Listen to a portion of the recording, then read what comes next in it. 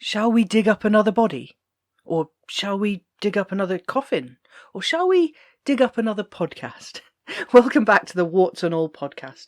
I'm Suzie Edge, medical doctor, historian and author, and I just love digging up stories of how we've treated the human body in life and in death, but let's face it, mostly in death. Earlier this year, some of you might know, I got sick and the podcast fell by the wayside because something had to give, and podcasts are hard work. Somebody said the other day that podcasts, it's great, you give birth to this baby and it's really exciting in the beginning, but you really have to keep feeding it and you have to keep changing its nappy and you have to keep turning up. And I love doing it. I really enjoy doing the podcast, and that's why we've come back, because I missed you guys. A lot of things kept going wrong this year. I keep thinking of it as last year. I don't know about you guys, but I always think of my years in academic years. So from September round to September, I've always done that. I guess it was because I was so long a student. Years and years and years at university makes me think that way. But yeah, it does feel like September is the start of a new year to me. And so we're back for the start of a new academic year. What's gone on in the last few months? Well, yeah, I had pneumonia, and then storms knocked out the power and the communications for days on end, which knocked us off track. I was trying to write the book Mortal Monarchs. There was a big fire in the village one day, which knocked out our electricity and water again. And then my neighbour, who's rebuilding the house next door, managed to dig up our electricity again. We're so reliant on it, aren't we? But it meant that I just couldn't do the things that I was trying to do. And once you get out of the habit of something, it's hard to get back in. During the summer, I was going to go on a big grand tour to go and see the graves of all the monarchs that I talked about in Mortal Monarchs. And that was cancelled. I'm going to say postponed, because I haven't given up on it. But something personal got in the way of that. So that was that. Everything just kept going wrong. Until the end of September, when we managed to publish Mortal Monarchs. After, well, it's been a couple of years since I first went to TikTok and said, shall we write a book? And the resounding answer was yes, and so I went for it. But it takes that long to find an agent and an editor, and for them to do their magic and actually write the book in the first place. And then it goes through rounds of edits, and then it goes to a copy editor who looks at the fine details, and then it goes to a proofreader who looks at the finer details, and then it just takes so long. But we got there in the end, at the end of September. Of course, something happened in between. Her Majesty Queen Elizabeth II died on September the 8th, and there followed a remarkable display of national and personal mourning. I, of course, sat on my hands for a few weeks, but inevitably there were people who believed I could research, write, copy, edit, proofread, print and deliver Mortal Monarchs in the 3 weeks between the Queen passing and the publication day. Now, as a doctor, I'm very aware that people say strange things and act in odd ways when they are upset, when they're mourning, and so I let those pass me by. Only in some instances I took it as a compliment. The whole idea that I could create such a book in such a short amount of time is a compliment. The Queen's death and the funeral procession struck me in a way I wasn't expecting. Having spent years writing about these very events of those who came before her, the death, the burial rituals, what they did with the bodies, how they dug them up, although that bit hasn't come up yet, it felt very odd, surreal almost, to be living it, watching it. I realised then, of course, that there's something abstract in the history stories we tell, or something intangible, not real. Perhaps that's how we're able to separate from the goriness, to allow the gallows humour to step in, to have fun and see the silliness of the human body and of disease and of death. But there's a line, isn't there? I wonder where the date is before which one can talk about these things with the gallows humour, and after which one needs to be, I don't want to say more respectful, because I'm respectful either way, but yeah, there's a line somewhere, isn't there? And I don't know where that is. Of course, we are able to talk about Her Majesty's manner of death, because in Scotland, where she died, the death certificate is a public record. It is out there for everyone to see. Old age was written as the cause of death. And that was questioned a lot of eyebrows raised. Don't you mean natural causes? I don't like the phrase natural causes. It doesn't really mean anything, does it? I mean, arsenic is natural. I've written old age on a death certificate a few times. It's acceptable. When I first graduated as a doctor, it wasn't, as I recall. And then we were told one day that we could write older age, and you have to rule out everything else. But a lot of people were raising an eyebrow and saying, well, look, the Queen's death, nobody's going to write anything else, are they, on a death certificate? Nobody's going to write that she had all these other things that people were spreading rumours about, like bone cancers and stuff like that. Well, this is a legal document. If I was the doctor writing that death certificate, I would have written it on there. I wouldn't have been pressured to write anything that the palace wanted me to write, but, there could be some naivety in that. I wouldn't want to comment. I just did. Anyway. At least the transition to the new monarch went smoothly. Nobody lost their heads on Tower Green, and war has not yet broken out between rival houses looking to take control. At least I didn't run over the King, or the Prince of Wales as he was, when I went hurtling towards him in my car and slammed on the brakes last year. It would of course been a terrible accident, but it would have been hard to explain my Google search history. A whole year of royal family deaths would certainly have shocked any hardened policeman tasked with seizing my laptop. So, Her Majesty the Queen is dead. Long live the King. Today we're going to have a Mortal Monarchs special.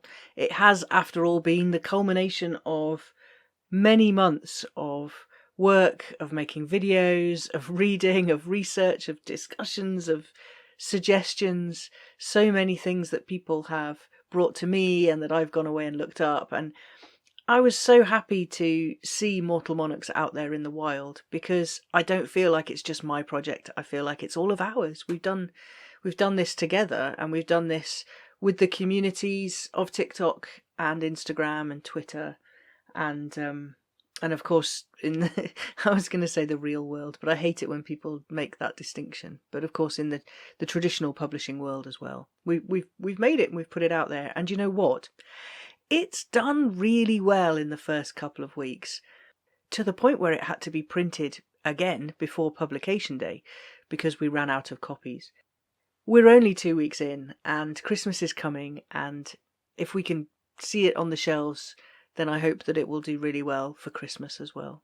So Mortal Monarchs started quite a long time ago. When I was working as a junior doctor, I felt like I wanted to do something else, something humanities related, something where I could research and write in a manner that was different to scientific paper writing and reading.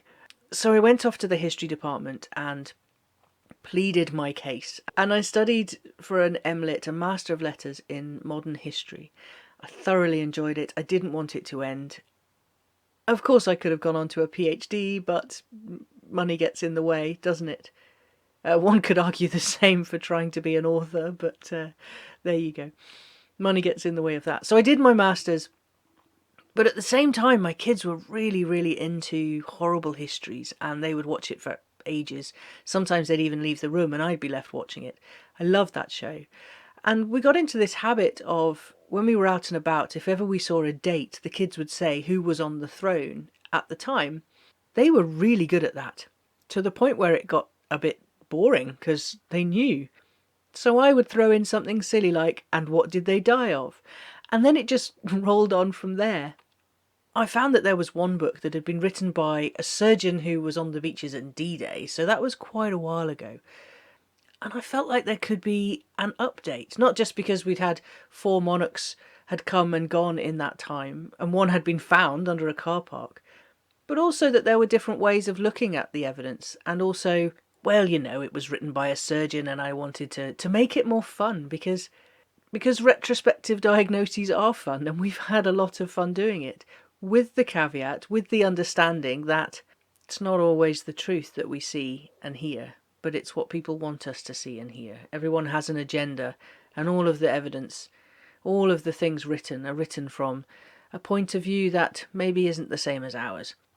So Mortal Monarchs found its way into the world because I had my wonderful agent Emily got in touch and she said, let's do it, and we managed to get it out there, and I'm thrilled. So I'm just waffling now. So Mortal Monarchs made its way into the world at the end of September, and it's doing really well. I decided to have a bit of a follow-up and Ask Me Anything podcast. Well, I'll start with mail, because there's not one that I can single out, but I have had, for days on end, hundreds, I would say thousands now, of DMs, of Instagram reels and stories and messages on Twitter, just videos on TikTok, hundreds of videos on TikTok of people receiving and unboxing their copies of Mortal Monarchs all over the world. I have been trying to keep up. It's a full-time job. I've been just spending hours going through them, enjoying every single one and seeing where the book is. It's just blown me away. I've just replied to somebody in Australia saying that they've got the book now, and I'm absolutely chuffed to bits that it's been able to get out there. Is it on Amazon.com or available as a hardcover in the US in Barnes & Noble and independent bookshops? No, it's not. I'm waiting. I'm told that it's coming. I don't know how long it's going to take. It's a little bit frustrating because I'm getting loads of messages asking, where is it? But it's out of my hands. We just have to wait. I will let you know when the hardcover is available in the US, and hopefully we can make a splash with it there as well. I did have one message asking if there was an error in the book on a date, and do you know what there was? How annoying is that? It wasn't just a date that was a couple of years out that had no bearing really on the story. It was a date that did have bearing on the whole story and the whole issue of what happened next. And it was really weirdly wrong. And I don't know why. I don't know how that got through so many of us, because we just checked. And it got through. So these things happen. Maybe we'll have to try and sort that out for later editions. What I'm going to do now is play the introduction to Mortal Monarchs that we have from the audio recording, because the audio recording is flying out there as well. Lots of people downloading it, again to the surprise of the publishers. Why are they so surprised in how this is how this is doing well? I don't know, maybe nobody's more surprised than I am. But this is the audio introduction to Mortal Monarchs, 1,000 Years of Royal Death. How the kings and queens of England and Scotland have died has been a mix of the bizarre, accidental, painfully common, and downright mysterious. There has been violence, infections, overindulgence, and even the occasional regicide. There were plots, accusations, rivalries, and there was the ever-present menace of poison. Trauma was a constant threat, not just on the battlefield, but also at leisure. Hunting and jousting were as dangerous as battle. More than one of the monarchs was injured or killed whilst at leisure. If our monarchs avoided a traumatic end, then an infection was just as likely to strike them down. Dysentery, tuberculosis, and smallpox played their part. There was rarely a death without a suspicion of murder. The whisper of poison was never far from the lips of those in power. Many monarchs who usurped their predecessor increased the risk of a similar lethal end for themselves. In short, if your hands were covered in blood when you took the crown, don't be surprised if a violent murder is coming your way too. By the 20th century, the kings and queens had put aside axes through the head, pokers up the rear end, and gushing dysentery for more of the chronic lifestyle-related diseases of the lungs and heart that claim most of our lives today. When it came to the monarchs, though, the last century was not without its own controversy. Some members of the royal family are largely forgotten, while others are seen as icons in academia and in popular culture.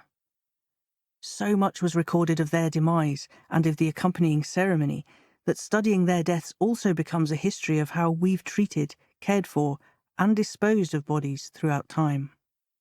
Of course, for everyone else, it's most likely a mass grave during a plague or suffering as a whole village was ravaged by pestilence, famine, or war. The bodies of the kings and queens were no different to others, and so were subject to the same decay and indignity of death.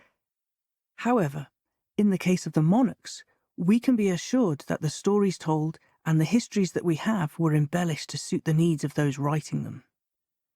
The agendas of the writers, the religious chroniclers, always learned men, set the tone and dictated our understanding.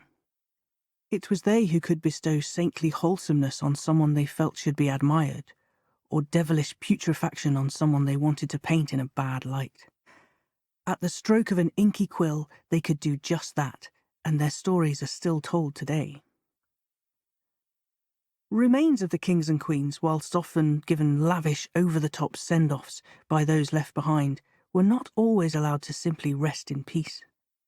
The sacking of graves looking for lead and riches, the pulling down of abbeys, and simple curiosity has led to tombs being opened, prodded, poked, and stolen from.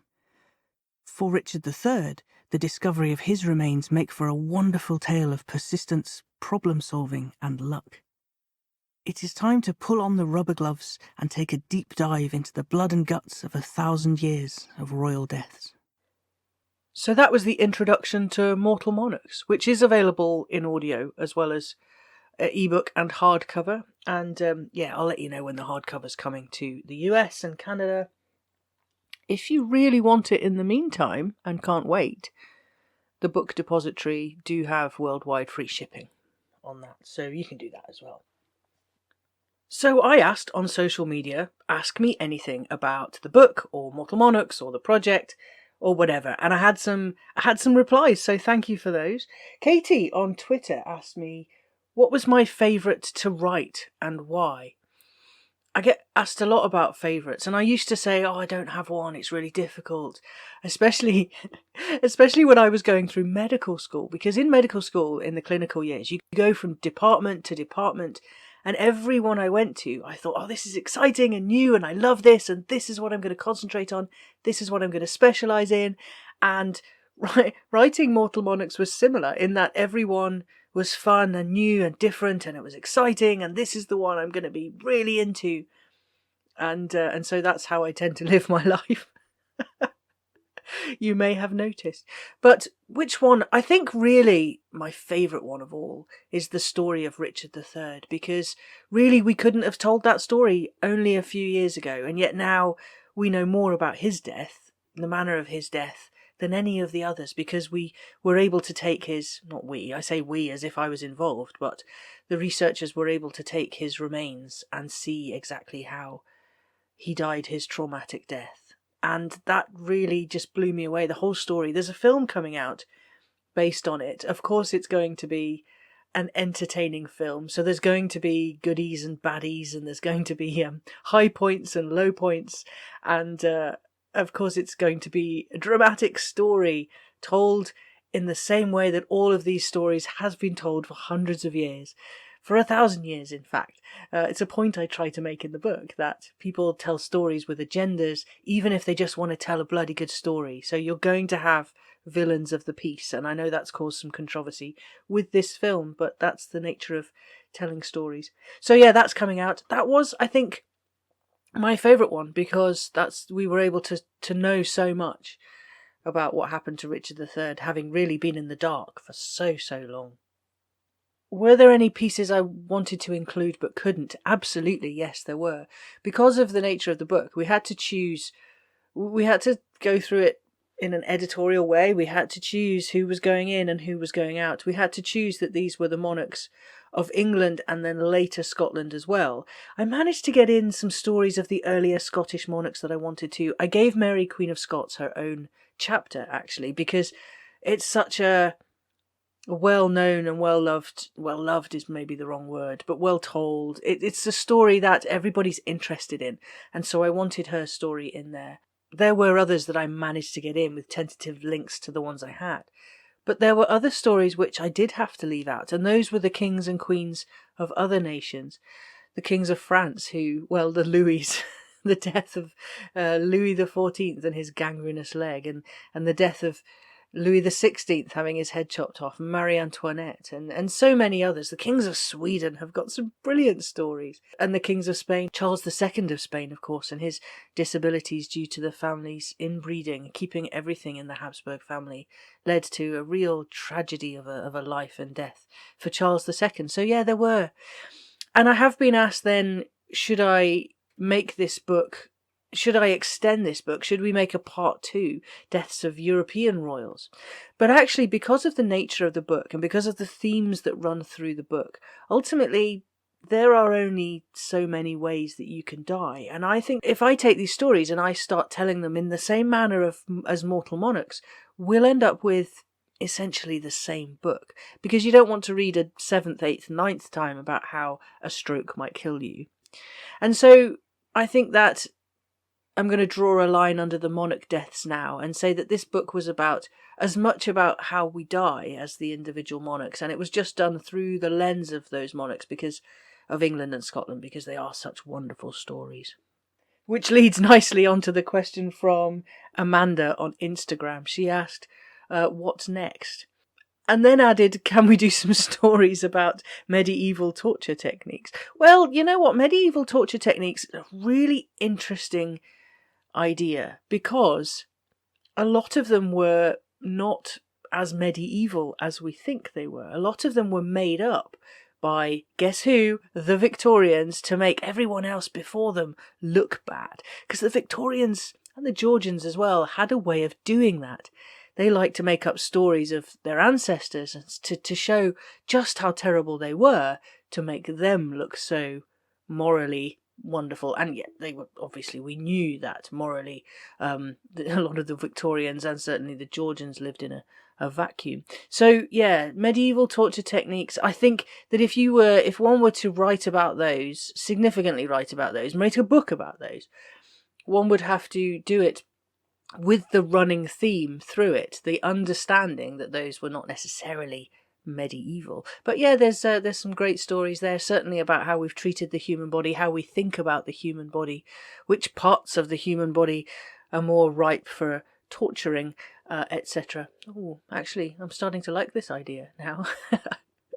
But it will have to wait, because there is a what's next. We are doing a what's next, but I'm going to keep it under wraps for now, other than to say that under those wraps there are body parts. And there are stories beyond these shores as well, and I say these shores as in Britain. So yeah, body parts coming up, and I'll let you know what's going on with that as and when I can. There was a really specific question that I had about Henry I and his dripping remains that didn't quite make it across the sea from France to England before they started putrefying and dripping all over the floor. That's where all the king soup stories came from. And the question was, didn't they put him in a coffin?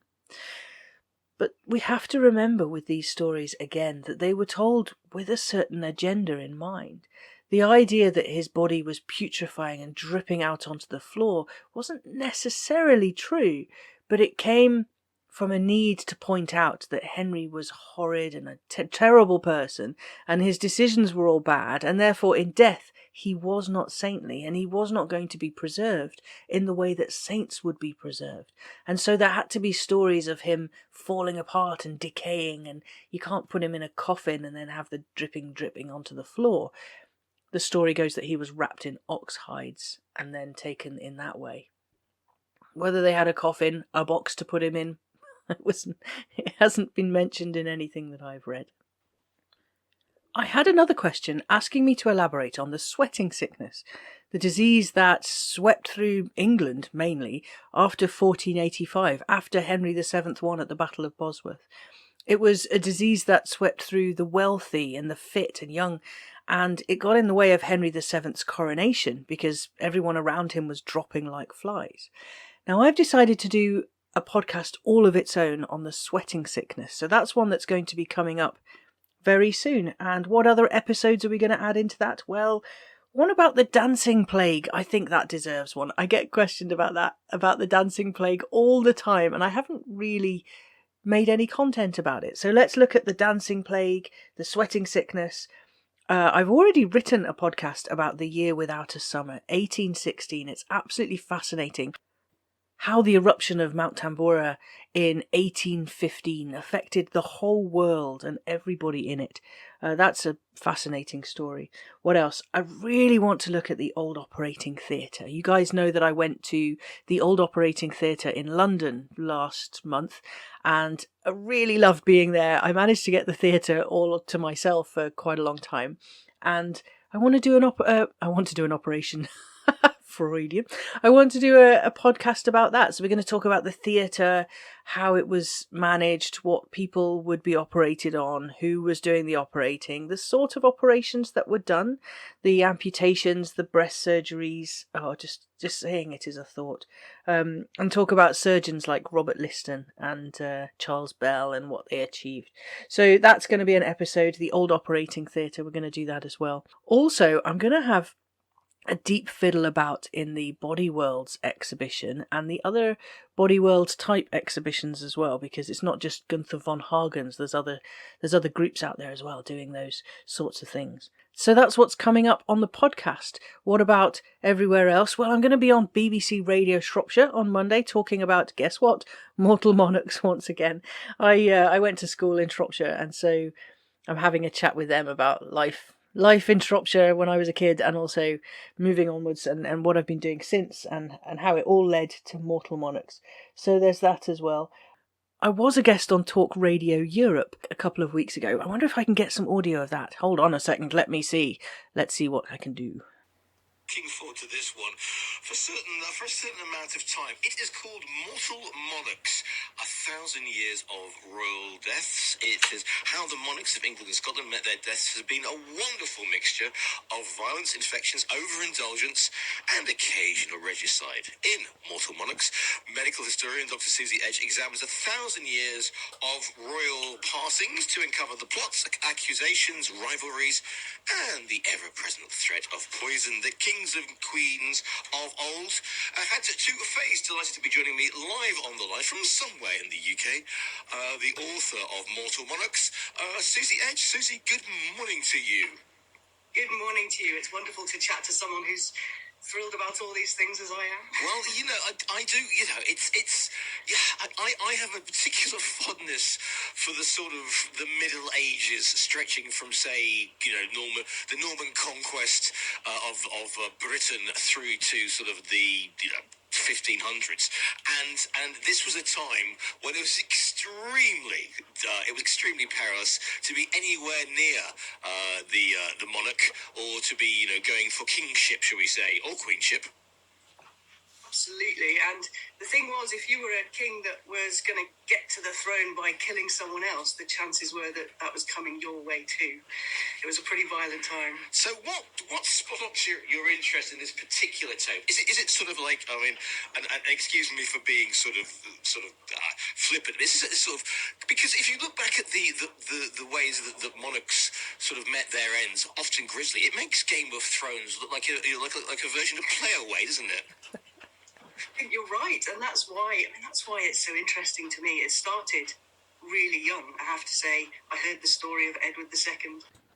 Lots of apologies all around. The audio wasn't great on that. I'm going to try and get it filtered and get at whatever you do to audio, and we'll make it a bit better. But yeah, that was going on Talk Radio Europe to talk about Mortal Monarchs. It's quite scary to do that at first, but once you get into the flow, once you get into talking about the things that you really love, it gets a little better. So Monday morning, I'll be with Radio Shropshire, BBC Radio Shropshire, doing just that. So that's what's coming up. Over on TikTok, I had a message that said, "Can we do less book and more history content?" And I really did feel like sticking two fingers up at that, because at the end of the day, the book has been the culmination of what I've been working on for a very long time. It's something that I've wanted to do and get out there for a very long time. It's something that actually, although, we're not making millions, it's something that helps pay for, well, listen, tomorrow I'm off to the shops to buy my children some clothes. That's what this is for. That's what this is about. And I'm damn well going to talk about it, and I'm damn well going to share it, and I'm damn well going to let other people join in with that if they want to, and be part of something which has been fantastic. Yes, I will get back to history content. Of course I will. This is this podcast really is about talking about Mortal Monarchs, not one last time, but talking about it and talking about the last few weeks and what we've done, what we've achieved. And I'll get back to the history content now. But I felt a little bit like some people that say that really have no idea how much time and effort, research goes into making those short history videos. it actually takes quite a lot of work. I don't just whip out my phone and start talking, as much as I'd love to be able to. I do have to put in a little bit of work for those. So they will come back. They're already there. I don't know what I'm talking about saying they will come back. They're already there amongst all the talk about the book. The book has been a big part of everything for the last few months, and I'm not going to hide it because somebody else just wants me to talk about Mary Queen of Scots all the time. So there you go. That's how I feel about that. I'm not going to get grumpy about messages like that, but they do kind of grate a little bit for a few seconds, and then I move on. So let's move on. So this has been a slightly strange podcast because I've just been flitting about talking about Mortal Monarchs, but I wanted to put it out there, put the introduction, say where you can get the book, say thank you for all the help, and hopefully I've done that. If there's any questions anyone wants to get to me, I'm going to have a mail section every week where I can answer questions and talk about what's come through. I'm going to have a mistakes section where we're going to have a look at those dates that we might have got wrong, because it happens, and I'm happy to be called out on it. Of course, it depends on how you do that. If you're rude about it, you can get stuffed. But if you want to have a decent conversation about mistakes that are made, then that's cool. We'll do that because that's how we make it better. That's how we grow. So anyway, this has been Suzie Edge, and this has been the Mortal Monarchs special edition of the Warts and All podcast. And I am so happy to be back. Thank you for listening. We'll see you again soon. Thank you for listening to the Warts and All podcast. My name's Suzie Edge, medical doctor, historian, author, and I just love digging about in stories of human body history. You can find me on TikTok at Suzie Edge, on Twitter at Suzie Edge, and on Instagram at Suze.edge. There is a Facebook page as well, Suzie Edge Human Body Histories. I think that's Suzie Edge HBH, if you're looking for the specific name.